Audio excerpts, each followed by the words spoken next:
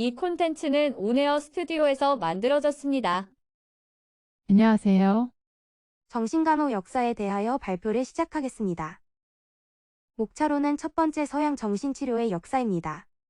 서양 정신치료의 역사는 원시시대, 그리스 로마 시대, 중세시대, 르네상스 시대, 17, 18세기, 19, 20세기의 순서입니다. 두 번째 서양 정신건강간호의 역사, 세 번째 우리나라 정신치료의 역사, 마지막으로 우리나라 정신건강간호의 역사에 대하여 발표하겠습니다. 먼저 서양 정신치료의 역사입니다. 원시시대에는 초자연적, 초인간적 힘에 의해 정신장애가 발생한다고 믿었으며 정신질환자를 구타하고 굶기고 고통을 주었습니다. 치료에는 초월적 힘의 도움을 받는 의식을 택하였고 굿, 마술적 의식, 중음 외우기 등을 이용하였습니다. 그리스 로마 시대에는 원시시대의 정신질환에 대한 생각과 태도가 변화되었고 과학과 의학의 발전은 그리스와 로마가 중심이 되었습니다. 히포크라테스는 정신질환을 조증, 우울증, 광증으로 구별하였고 4개의 체액설인 혈액, 흑담증, 황담증, 점액이 불균형 상태에서 질병이 발생한다고 하였습니다. 가렌은 신경해부학의 권위자로서 해부를 통해 뇌를 지는 감정, 기억의 중심부로 분류하였습니다.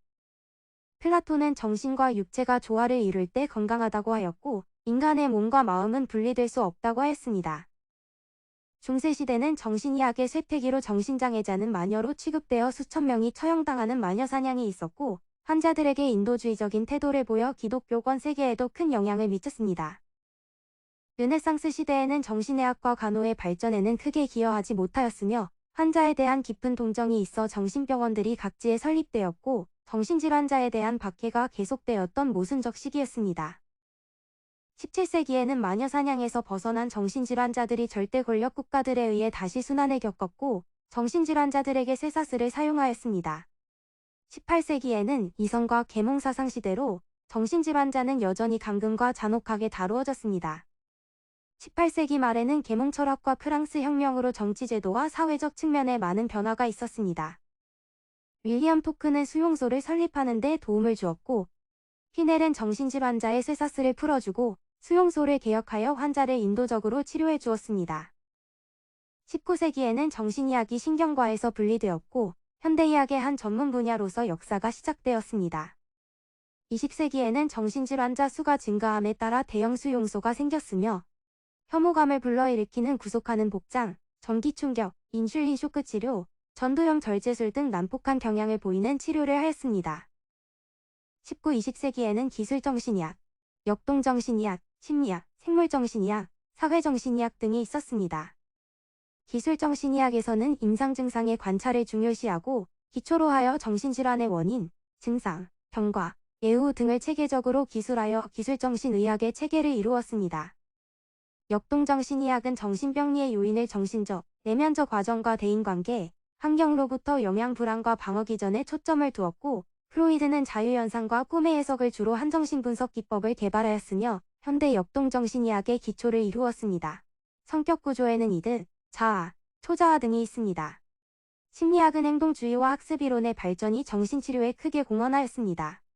생물정신의학은 20세기 말 생물정신의학의 발달로 정신의학은 과학으로서 조건을 갖추게 되었고 정신질환자에 대한 새로운 치료가 개발되었습니다.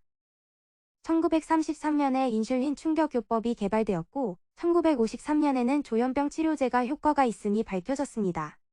사회정신의학은 대중에게 반감을 주는 대형 수용소, 전기충격요법, 전두엽절제술 등에 대한 대안으로 사회정신의학이 나타났습니다. 서양 정신건강간호의 역사입니다. 1930년대에 인슐린 혼수요법을 비롯한 다양한 신체적 치료가 출현하였으며 1950년대에는 치료적 공동체인 정신과의 새로운 치료 방법이 발간되었으며 항정신병 약물이 사용되었습니다. 1960년대에는 지역사회 정신보건이 출현하였고 1963년에 정신간호가 정신건강간호로 불리기 시작하였습니다. 1970년대에는 정신간호사가 전문간호 실무의 주도자가 되었고 1973년에 정신간호 실무가 표준이 되었습니다. 1980년대에는 뇌 영상기술 발달하였습니다.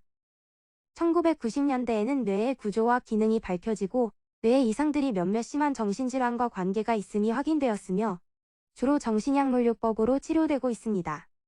오늘날 정신건강간호는 대상자와의 치료적 관계를 수립하고 대상자의 정신사회적 요구에 적절한 관심을 가지고 있습니다. 우리나라 정신치료의 역사입니다. 삼국시대에는 정신병에 대한 약물치료와 친구치료가 실시되었고, 가장 오래된 정신건강에 관한 기록은 삼국사기에 기록되어 있습니다. 고려시대 중엽에는 향약구급방이라는 의서의 간질과 광기에 대한 기록되어 있습니다. 조선 중기의 동의보감에는 오늘날 조현병과 유사한 사숭이라는 병이 상세하게 기록되었으며 1885년 최초의 서양의 학식 병원인 왕립광해원이 설립되었습니다. 1913년 조선 총독부 의원의 정신과 병동을 신설하여 정신질환자를 치료하기 시작하였으며 1945년 대한정신의학학회가 창립되어 하나의 많은 분과학회가 활동하였습니다. 1962년에 보건복지부 산하의 국립서울정신병원이 설립되었고 2017년 현재 전국에 5개의 국립정신병원이 있습니다. 1995년 12월 31일 정신보건법이 제정되었으며 2013년 12월 31일 정신보건법이 정신건강증진법으로 명칭이 변경되었습니다. 우리나라 정신건강간호의 역사입니다. 일제시대에는 조선 총독부 의원이 정신과 병동을 신설하여 처음으로 병동에서 정신질환자를 간호하였으며 환자의 안전관리와 보호 위주의 간호가 주로 시행되었습니다. 1953년에 항정신약물이 개발되어 인슐린 혼수요법, 전기충격 치료에서 투약으로 변화하였습니다.